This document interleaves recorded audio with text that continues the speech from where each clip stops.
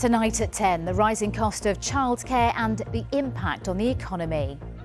Nurseries say they can't afford to stay open. Parents tell us they're being forced to give up work.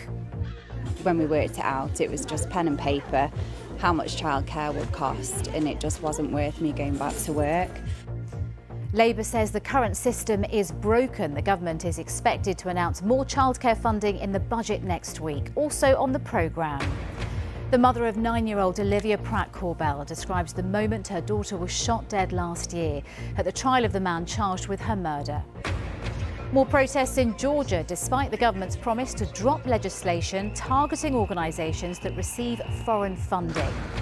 Get ready for heavy snow and blizzards in parts of the UK as the Met Office warns there could be significant disruption. And meet the woman flying the flag for the UK in this year's Eurovision Song Contest. Mae Muller will be heading to Liverpool in May.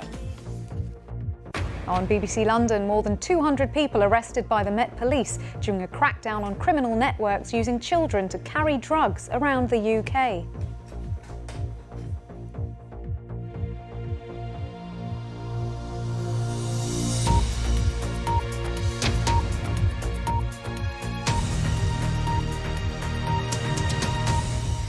Good evening, welcome to the BBC News at 10. A warning tonight that the cost of childcare is rising, making it increasingly difficult for many parents to go to work. One children's charity found the average cost of childcare for under-twos in Britain is almost £15,000 a year, though that varies greatly depending on where you are.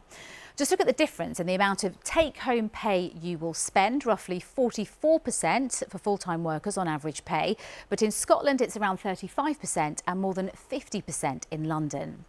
Now, the government says it's invested £20 billion over 5 years to help families with childcare and is expected to announce more funding in the budget next week. Labour says it would completely overhaul the current system, calling it broken. Our political correspondent Alex Forsyth has more.